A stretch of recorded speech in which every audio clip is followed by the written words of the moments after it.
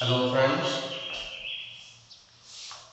so we are back again in the civics class and we are learning about secular nature of our constitution, and we are all living in this country and we should know what are our rights, what are our duties and how our countries are progressing and so on.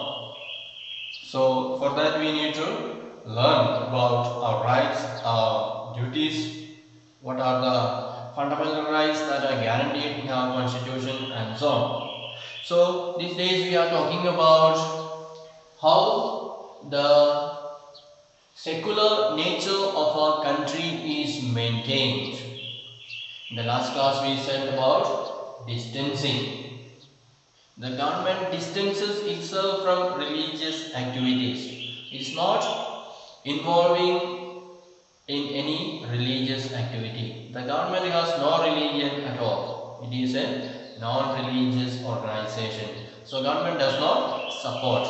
And we said, since the government does not support any single religion, in the government offices, in the government colleges, schools or any other institutions which are belonging to the government like police station, court and so on, we cannot have any religious symbols there. It is not allowed to keep any religious symbol in this government offices, government schools and so on, because people belonging to different religion may be coming there to the government school. So everybody's religious symbol cannot be kept there, and if you keep only one, it may be showing partiality. Or in the police station, all kinds of people will be coming to the police station. So government cannot keep any special symbol of a religion there. The same way in the court as well. And we can see in your textbook page number 22. Two students are discussing with their teacher. They are students of government school and they say, a great festival is coming. Let us celebrate it in our school. So they are suggesting to the teacher, a great religious festival is coming next month. Let us celebrate it nicely in our school. And when the children heard about celebration, they were very happy. Wow, I'm going to have Badakana and so maybe not. So they were very happy. But the teacher told, this is a government school. Therefore, we are not allowed to celebrate any religious festival in our government school. And the sir explained, because there are so many religious festivals are there in our country. And we cannot come and celebrate all the religious festivals in the school. It will be a disturbance, and some may get more benefit, some may get less benefit and so on. So in order to show no partiality, in order to keep everyone equal, government has decided not to have any religious celebration in the government school. And so most of the religious festival days are holidays in our country. You have so many holidays are there in our country, all because of different religions. So people can celebrate at home, or people can go to their religious place and celebrate. So that's why government is giving holiday on important religious festival days, so that people can go and celebrate it at home.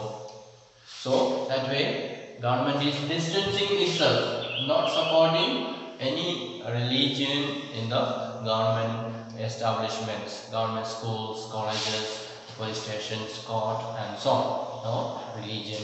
And the second way the government is helping or acting to keep our country as secular is non-interference. You know what is the meaning of interfere? Involving somebody else's business. So government is doing non-interference. So government is not getting involved in somebody else's business. So government is giving them free. For example, some religion, for example, Islam religion, they say the women should cover their head. So it is up to them. Government is not telling them whether you cover or not cover. So people are free to listen to their religious leaders and follow their instruction. Or let's say about the Sikh people in the Punjab. There is a religion called Sikhism, and they wear turban on their head. So I'm sure you might have seen people with turban. So people who are wearing turban, that is very important for them according to their religious belief. So government is not disturbing them. If you want to wear turban, you wear. Government is not worried about whether you wear or not wear. It is given freely. Free choice you can make. And there is a rule in our country that when we drive the two-wheelers, scooter, bike, motorcycle and so on, one has to wear helmet. It is a compulsory must, because in case of any accident or anything, your head will be getting injured and there is a possibility of dying. So in order to protect or preserve your life, government is insisting that you must wear a helmet when you are driving a two-wheeler.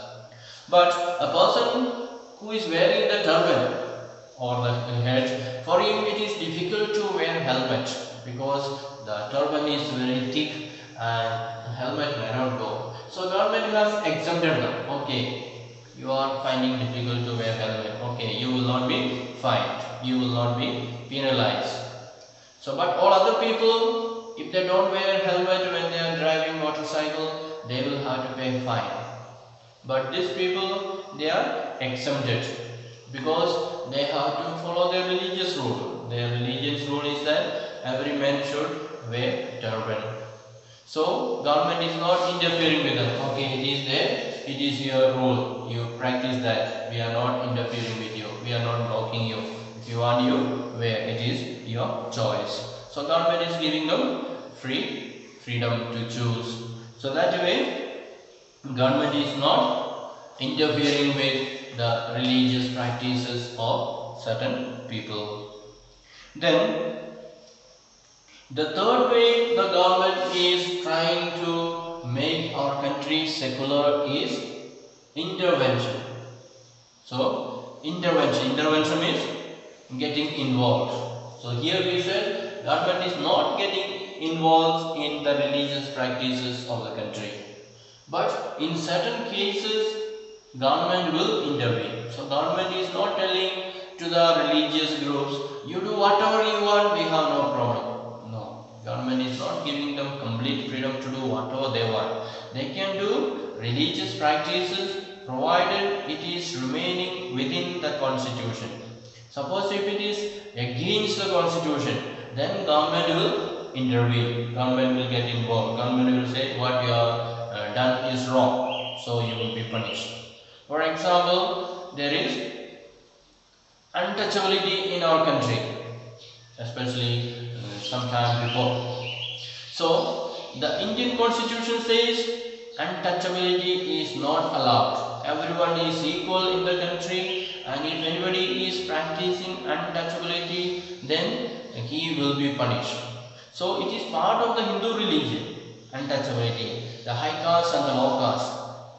So it is part of the religion, and if government say, if the religion say it is part of our religion and therefore we will practice untouchability. So government will intervene in such a case, because by practicing untouchability we are blocking the freedom of the people belonging to another caste. You are not giving them equality, you are not giving them equal opportunity. So their freedom is taken away, and so government will not allow that. Or sometimes there was practice of sati. You know sati? When the husband died, the wife also will jump inside the fire and die. Sacrifice your life together with her husband. So that was an inhuman practice. That was there in India. So that is also banned in India. If anyone is practicing sati, or if anybody is forcing the wife, you also jump into the fire and die with your husband, then that person will be arrested. So that is against the constitution, therefore government will get involved. So when certain things are there which is going against the constitution, then the government will intervene. Government will not say, oh, it is their religious practice, we have nothing to do. I cannot say, because it is affecting the freedom of another person. So in such cases, the government will intervene and government will take action against those people. Government will not just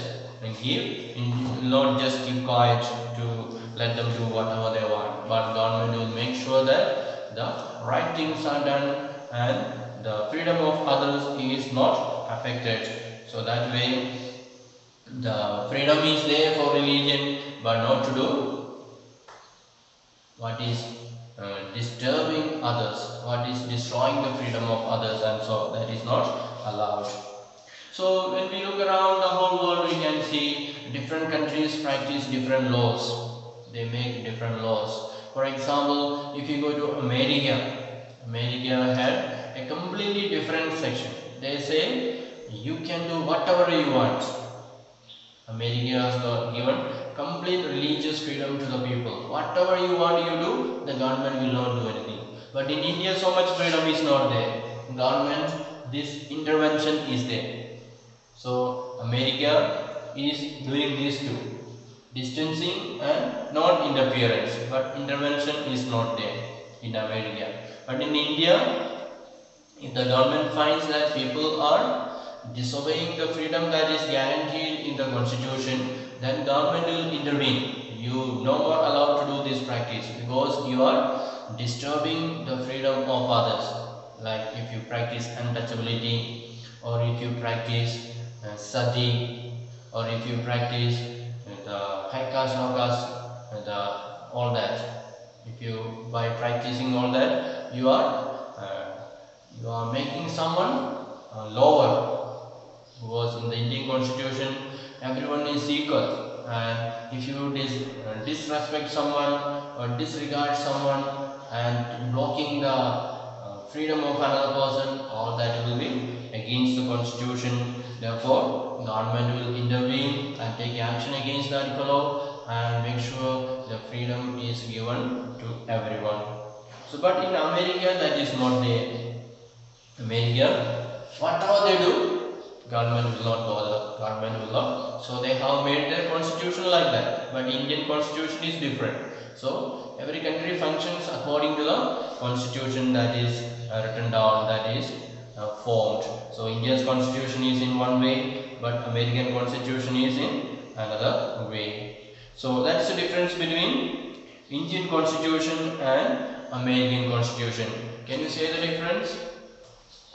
In Indian constitution, government is following the policy of distancing, giving certain freedom to the religion to do what they want. Government is not interfering in that, and religion should not interfere in the government as well. And certain practices, we said the Punjabis, they can wear the turban and government gives them the freedom and so on. So such kind of things is not affecting others. Whether you wear turban or not, it is not affecting the freedom of others. And so government does not interfere in that kind of practices. It is purely religious practice. It is not affecting others. But if they do certain practices which are affecting the life of others, which are blocking the freedom of others, then government will intervene and will take action against that person who is disturbing others.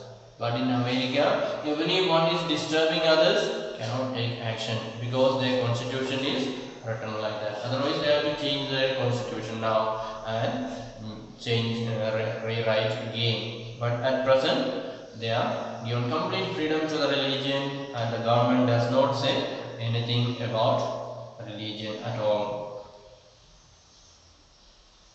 And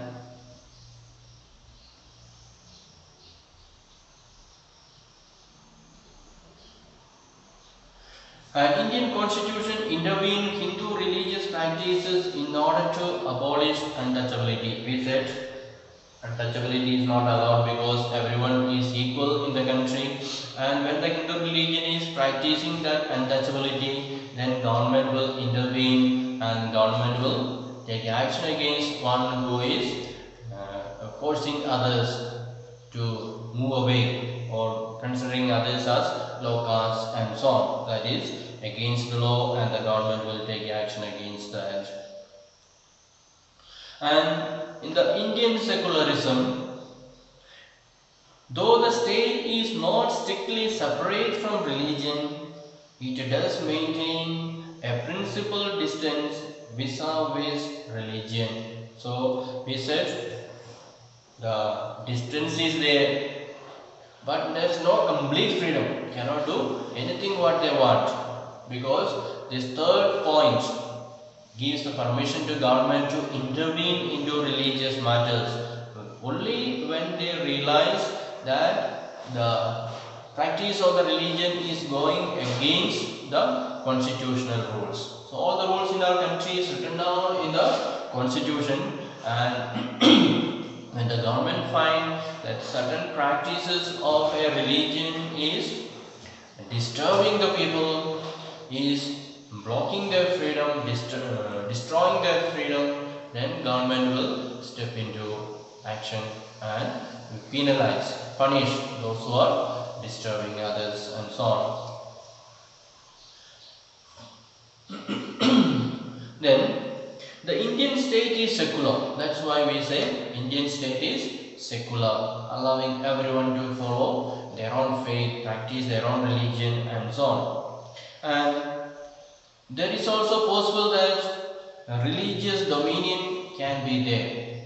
So we said in the last class that one religion may be majority, another one may be minority, and so on. So the majority religion can dominate and control the minor groups, smaller groups. So India, that portion is not there. If anyone is trying to do that, then certainly they can file case against them, and the government will take action against them, because the fundamental rights are guaranteed in our Indian constitution, and every citizen of India, whether they belong to major religion or majority religion or minority religion, high class or low class, everyone has the right to get the freedom that is mentioned in the Indian constitution. So nobody can block you, nobody can say you belong to that religion, therefore you have no right to get these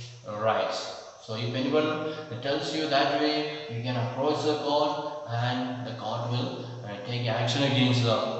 And so there is no violation of rights in the Indian society. So whether it is in the name of religion or in the name of the caste, you are not allowed to violate the Indian constitution, the rules that are given, the freedom that are given. You cannot violate. You have to respect the freedom of others, whether in the religion or whether in the society or whether in the caste or tribe, wherever it is. Every person has got the same right that you have, and therefore you have to respect others. You have to give them the right that they have. Just as you experience and enjoy your rights, the other person also has got the same right to experience that same joy, same freedom, same happiness. So you should not block anyone. Then the knowledge that such rights exist make us sensitive to their violations and enable us to take action when violations takes place. So we say, when people are blocking our freedom or denying our freedom or denying our rights, we can go to the court and take action. So in order to take action against them, to go to the court and complain, or go to the police station and complain, what we need is, we need to have knowledge. First of all, we should know what are the rights mentioned in the constitution. What are our rights? If you do not know what are our rights, then we will not be able to claim. Other person will, if he is a very cunning fellow, then he can say, oh, these things are not there, so you have no right at all. Then you will simply listen and believe what he says, and you will go away empty hands. But if you know the law, if you know the constitution, if you know your fundamental rights, then you say, the constitution guarantees such and such a freedom to me, so what you are saying is wrong. You can straight away defend, and you can confront him and say what you are saying is wrong. So an educated person is really able to get the maximum benefit from the law. So what is the problem in our country is most of the people are illiterate. They do not know what is the constitution. They do not know what are their rights. So that makes the educated people to persecute the uneducated, the illiterate, the locals and so on. So every person should come up with education, with the knowledge, and they should know what are their rights. So nobody can suppress them. Nobody can deny their rights if they have got the knowledge. And the court is there, the executives, the police, everybody is there to protect your rights, to support you and so on. So what you need is identify your rights and stand for your rights, what is guaranteed in the constitution. And when you stand for your right, make sure that you don't violate others' rights. So just as I have the right to enjoy my rights, I have the duty to respect others' rights as well. So then only we can really say that we are a true citizen. Otherwise I will be trying to grab all my rights, and in that process I may be denying the freedom of others. I may be disturbing them from experiencing and enjoying their rights and so on. So that should not happen in our country. We must have that goodness in us to help others, to respect others and so on. Then only we can really live in peace and happiness in our country. And let's say an example. In February 2004, France passed a law banning students from wearing any conspicuous religious or political signs or symbols such as Islamic headscarf, the Jewish skull cap, or large Christian crosses and so on. So in the year 2004, in France, they passed a law in the parliament that those who come to school, they should not wear any religious symbol or political symbol. That means in the school, there should be no religion and no politics. Because some students, they were coming to school, for example, the Muslim girls, they were wearing their head scarf and coming, covering their head and coming. The Jewish students, they were wearing the cap and coming. So all that is religious symbols. So the government said no such symbols are allowed in the school. Or if they are Christian, they should not wear large cross exposing over the chest. So they may wear small cross inside their dress which is not visible. So there should be no religious symbols or political symbols when they come to school. So they were treating every religion equally and making the school free from religion or politics. And this law has encountered a lot of resistance for immigrants who are mainly from the French colonies, Algeria, Tunisia and Morocco. So when they made this law in France, a lot of resistance was there. A lot of protest was there because France had a lot of Muslim students. They had come from other countries and settled there. So when they said you cannot wear the religious symbol, then these people were affected and they were protesting because some time ago France had no sufficient people to work the field, in the factory and so on. So they allowed these people from other countries like Algeria, Morocco, Tunisia and so on. Most of them are Muslims. And so they allowed them to come and settle in France and gave them the citizenship of France. And so now the government says you are not allowed to wear religious symbols. So those people were very angry and they were protesting against it.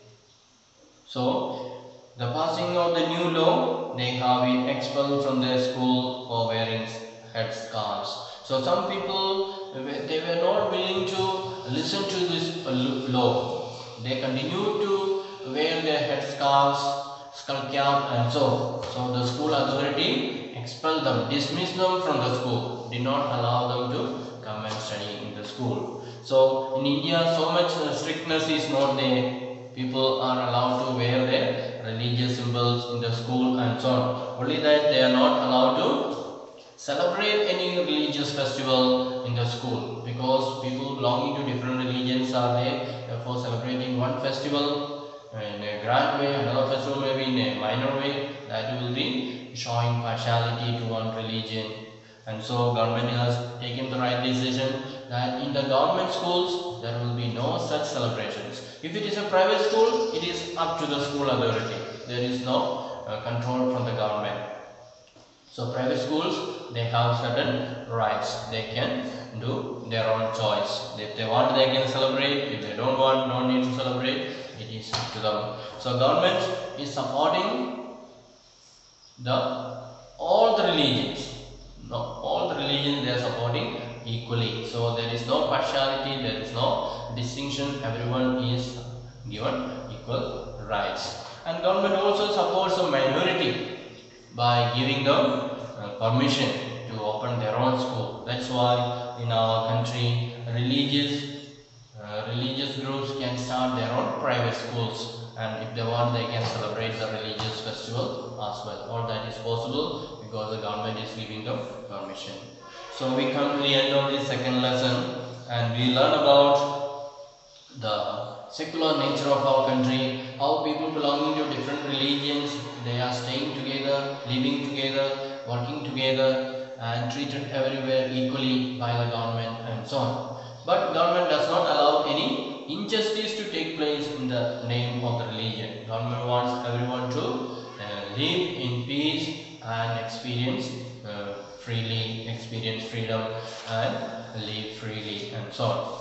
So we shall wind up for today, and the next class we shall learn about another lesson, that is about the parliament, how our parliament works, who are the members of the parliament, and so we shall learn in the next class. So thank you for listening. Have a nice day.